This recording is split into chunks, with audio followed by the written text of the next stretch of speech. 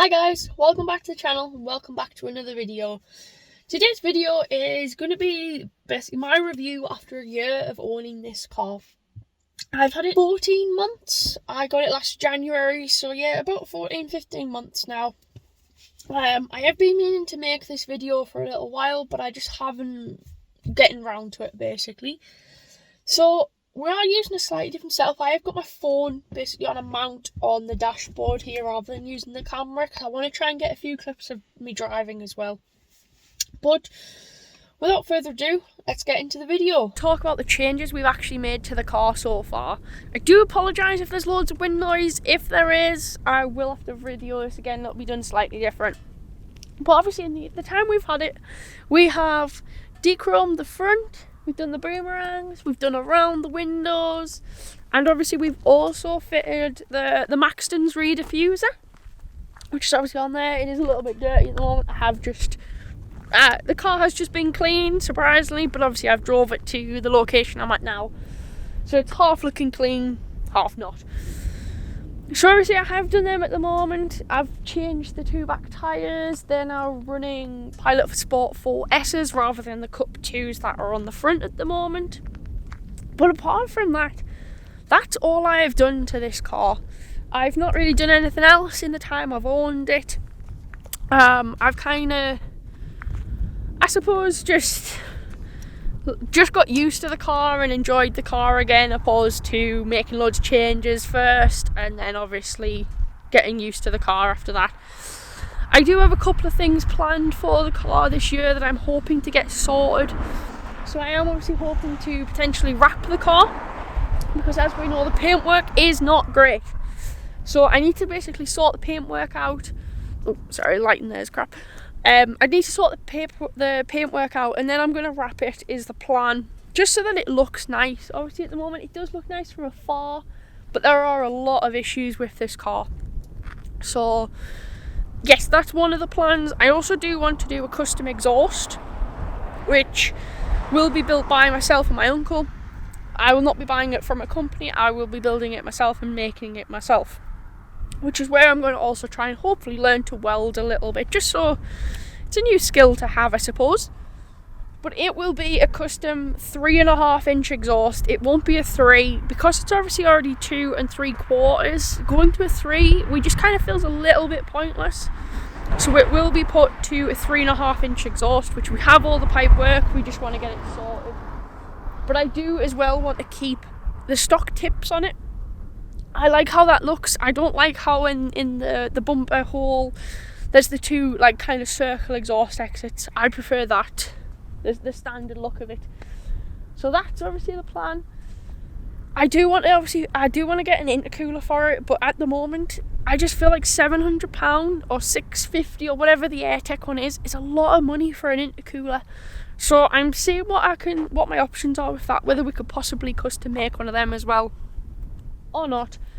But that is another plan with it, and maybe some silicone hoses. But in terms of anything else for the next year or so, I don't have much planned with this car. I kind of want to just get it in I suppose an acceptable standard. So obviously paintwork and stuff, I want to get that sorted and all of that. That's my main focus. The wheels need refurbing, because obviously as you can see they are not good at all. So they're to do this year. But in general, I've got a couple of things I want to get done, but we're not going to go crazy this year. It's again just going to be a kind of a chilled out year with this car. Just getting other bits sorted, bits finished and things like that. Like I've started little projects, but I haven't finished them. So yeah, I think that's obviously the future for the car, the modifications that we want to do, the little bits of work that need doing on it. Well, while we're having a bit drive out, we'll talk about the faults that I've had with this car during my ownership time. As you know, I did have a couple of issues when I first bought it that I knew about. So we had the knocking on the front corner, which I've done a couple of videos about that, and we're still working on it because it has actually come back. So there's that. Obviously the paintwork, I wouldn't really class it as a fault, but it is still bad. I haven't really done much. I've done a little bit of dent pulling, but I haven't actually done much in regards to that yet. So apart from them two, what else have we actually had issues with since owning the car? So I've done videos on all of these. I think apart from one issue I didn't actually video because I just wanted to get it sorted. So I think originally I had the auxiliary belt, I believe it's called. It snapped on me while I was at the Metro Centre in the multi-storey car park, which wasn't great because obviously it powers the water pump, it powers the power steering, stuff like that. That's what it actually helps run. So I couldn't really drive it home because the water pump wouldn't be working, and it was way too far to drive with no water pump. So I ended up getting it outside with no power steering, which, if anybody's drove one of these without power steering, it is a chore. It is so heavy to try and move in like a multi-storey to get out of this space and then down the ramps. It's so heavy, it was unbelievably difficult. But I got it down and then got towed back. And I did fit that belt myself, and since then I haven't had any issues with it. I do keep checking it and it's fine. And I think basically it just had a slight nick in it that I hadn't realised, and obviously over time it just wore and wore down. So we've obviously had that, which I didn't video that one at all. I think at the time I was just a bit stressed with the car and I wanted to get it just sorted pretty much. We then had, again, while I was at the Metro Centre, it's not a good place for me to go on my own in this car. I always seem to have issues, so I try to limit my visits there. One of the power steering pipes popped, I would suppose, or tore.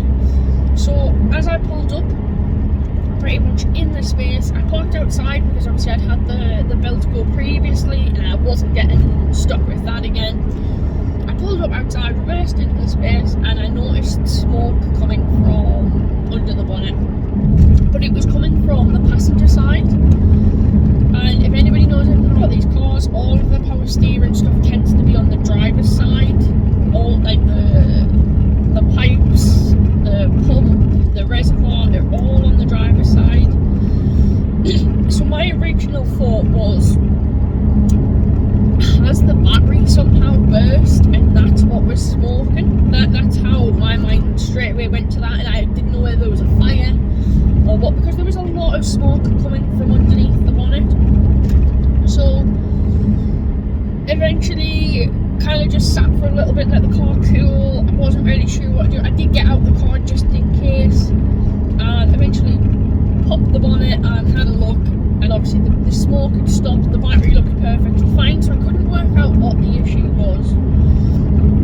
So I thought maybe something that's just slightly overheated.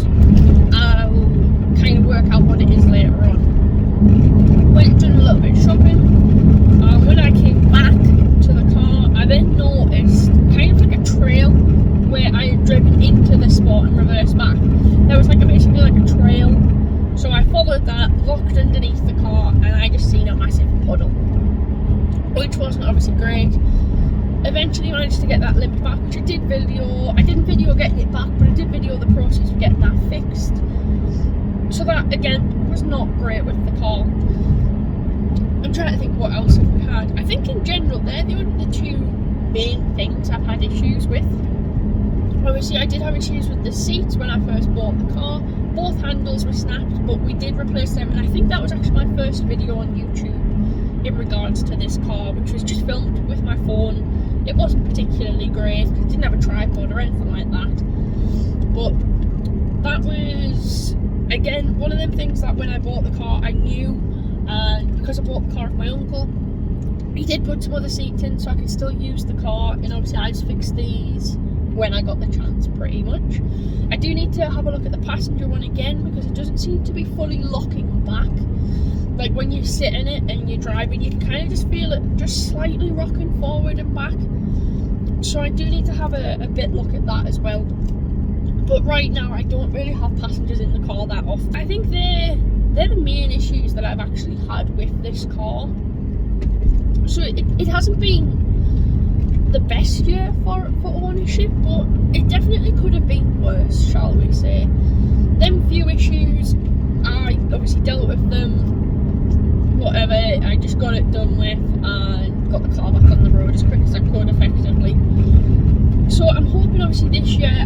have as many problems as I did last year, but it's all in the ownership of the car. I will just wait and see what happens, basically.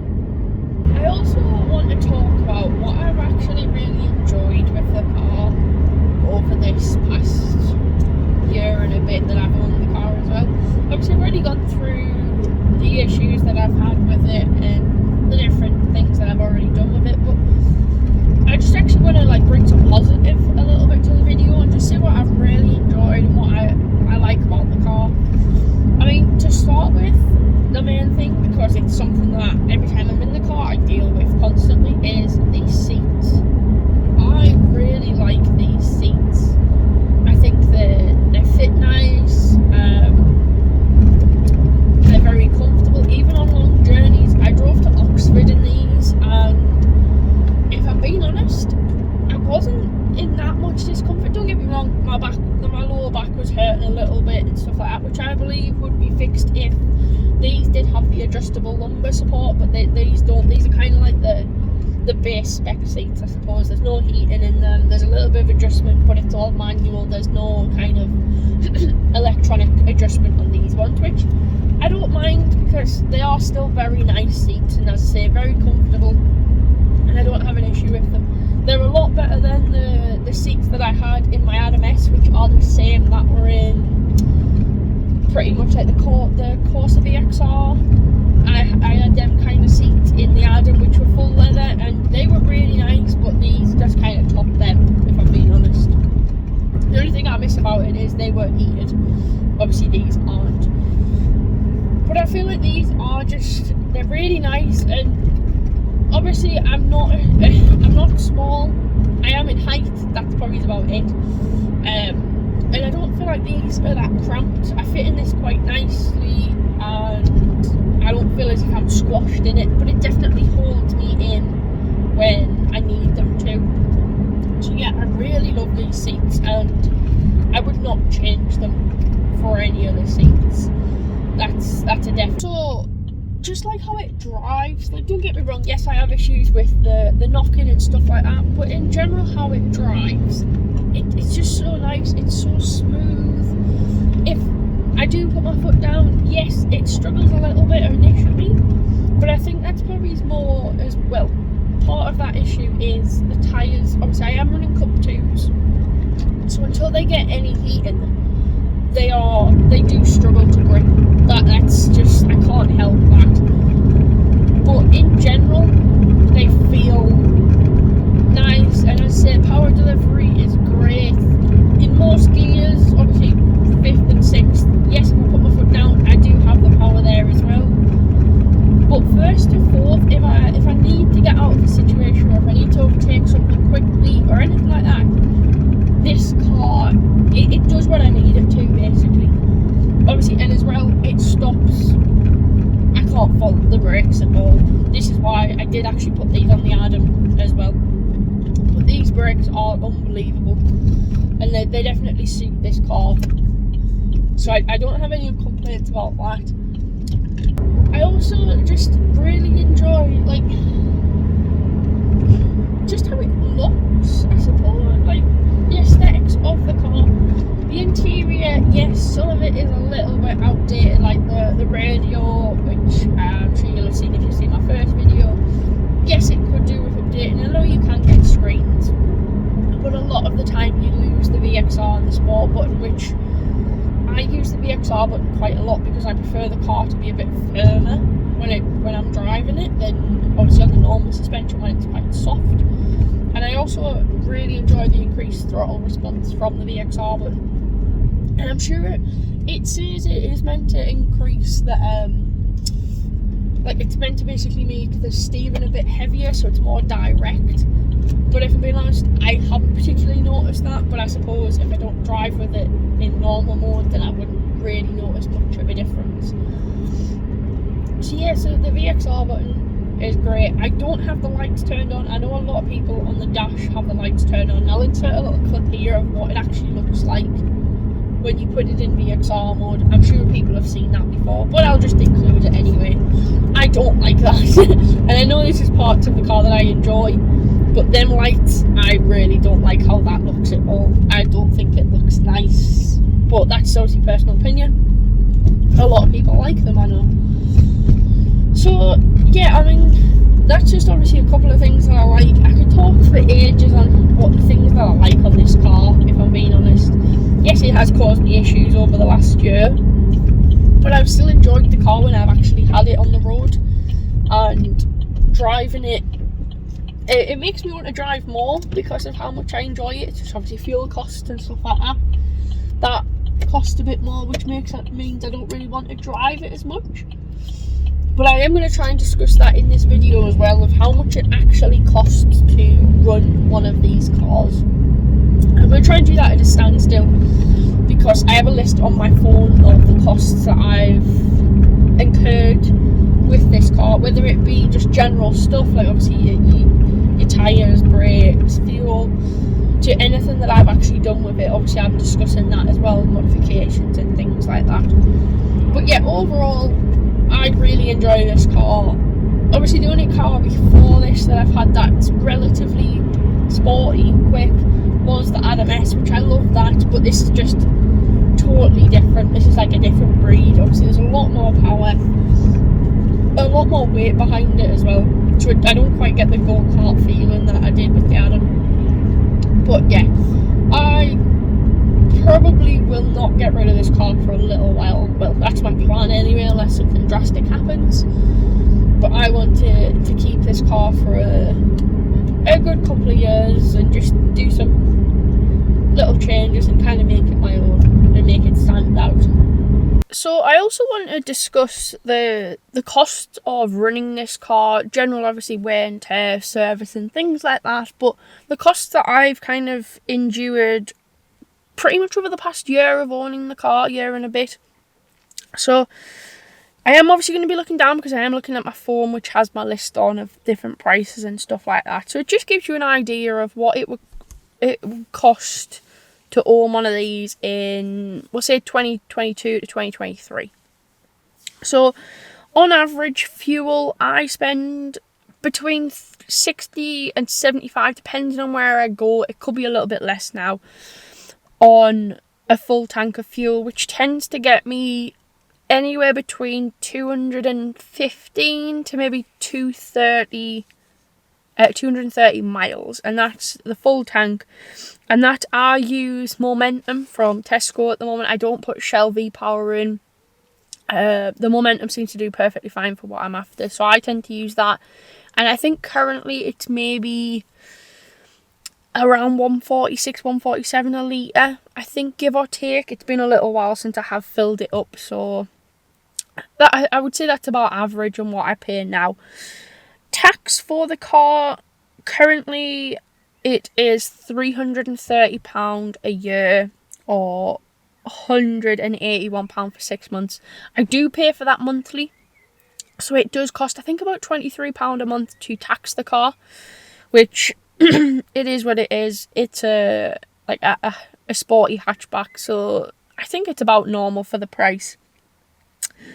My insurance, obviously this is going to be different for everybody, so don't take this as what you're going to pay. It obviously depends on your age. Unfortunately, it shouldn't, but I think it also depends on your gender and where you live.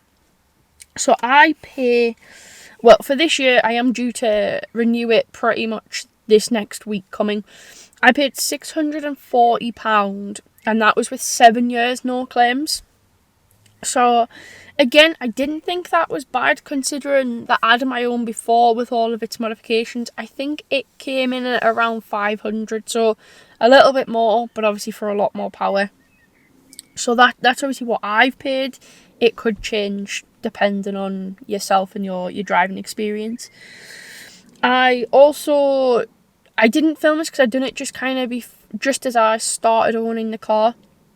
The servicing costs on it, I paid £60 for gearbox oil, which was the Miller's 7590, I believe it is.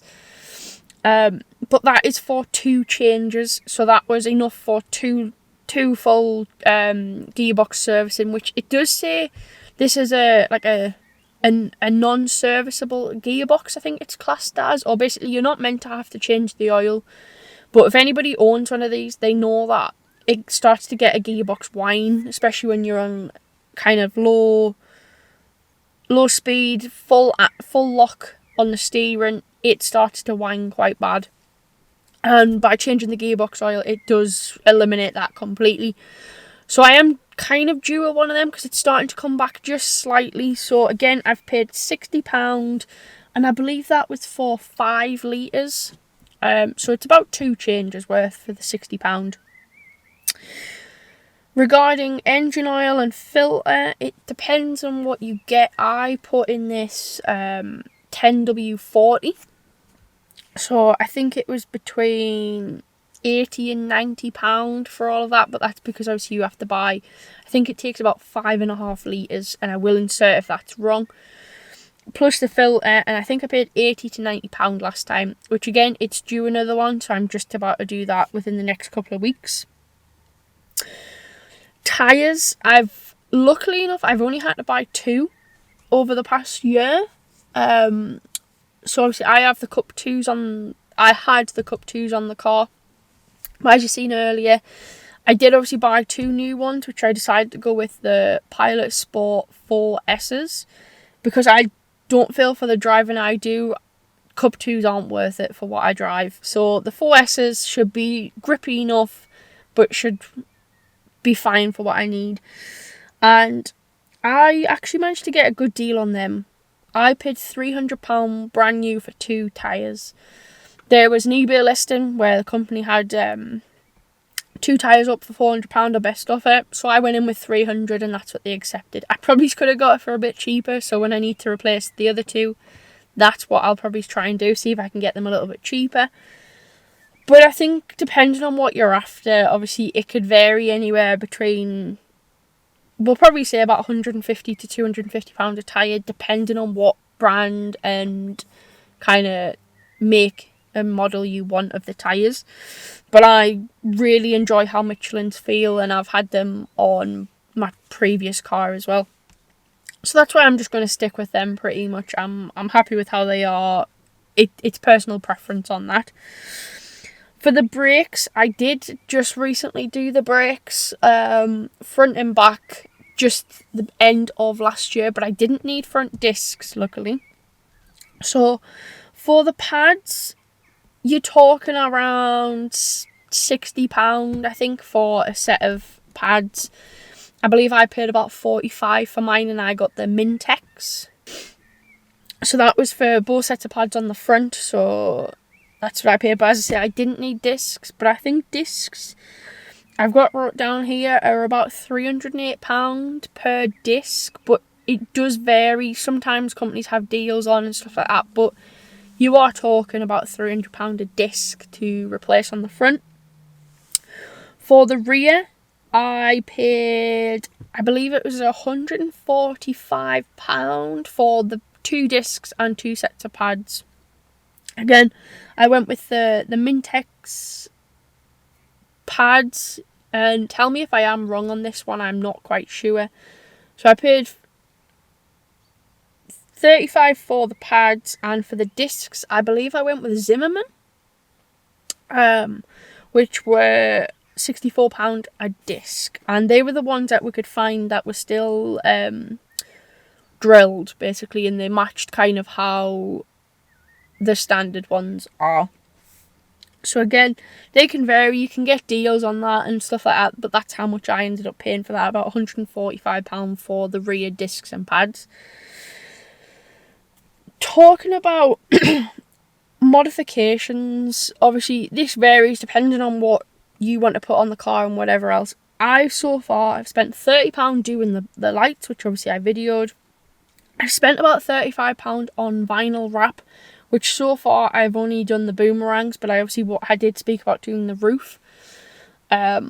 So I have enough vinyl for that, which cost me about £35. And I actually bought the rear diffuser second hand, so I spent £105 on that. But I think new, it does cost about £160.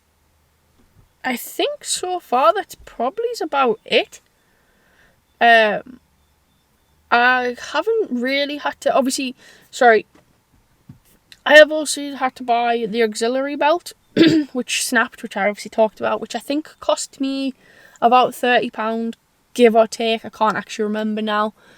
And I've also had to buy the power steering hose, which I can't remember how much that was, maybe £40 to £60, say, but that's obviously just what I've encountered. That's not general wear and tear that you would have to buy. That's what I've obviously had to have because of things breaking. Also, I forgot to include the seat handles that obviously I had to replace.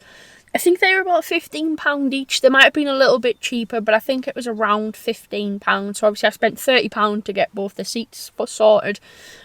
But as people are aware with owning these, they are very hard to come by, and pretty much when you find them in stock at GM, you have to buy them there and then. So I think I do have a spare set that were purchased just in case, because obviously of how hard they are to get. But about £30 for a set of seats, like set of handles for the seats, sorry. So again, it's not too bad, and some people won't have to deal with that, but obviously people will at the same time. But apart from that, I think we've covered pretty much everything that I've had to spend on this car. I am just trying to rack my brains to see if there was anything else, but I think that covers everything that I've had to actually spend on either servicing, repairing, modifying the car, or just general, as I say, things that you need. In general, I don't feel like it's too bad. I definitely feel like there's more expensive cars to own in this kind of category of like the sporty hatchbacks. I definitely don't feel like it's a bad one to own, and the costs and stuff. I get the front discs are very expensive, but again, there are other cars which have a lot more expensive brakes on, and the brakes that these have, I feel like they're worth it. They obviously are very good brakes. So the disc price, I obviously knew going into owning this car of how much they were actually going to cost. So I think we've pretty much covered everything in this whole video of bit like how my ownership's gone for the past year. Well, it'll be about 15 months now, because we are into April when I'm recording this. So 15 months of ownership. Obviously I've spoke about the different things, what we have planned, faults, all that kind of stuff. So I hope it just kind of gives you an insight into owning one of these cars. Obviously I've gone through the costs as best as I can of what I've had to incur and what I've done a bit research on for other people. But again, guys, I'd like to say thank you for this past year on YouTube. I didn't feel like it would do as good some of the videos, and obviously my channel now, I have around 130 subscribers, which I know isn't much, but I'm very appreciative of all of the subscribers that I have, and obviously hope to build on that and do better content, because that's going to be my aim for this year, is to try and do some better videos, basically, instead of just normal basic videos. So yeah, thank you very much, and hopefully catch you at the next one. Don't forget to like, subscribe, comment, let me know what you've had to pay, anything that I've maybe missed, include it in the comments, because there is possibly some things that I have actually missed on this video. But again, thank you very much, guys. Bye bye. Tell me what you want, what you need. Tell me what you want, what you need. Tell me what you want.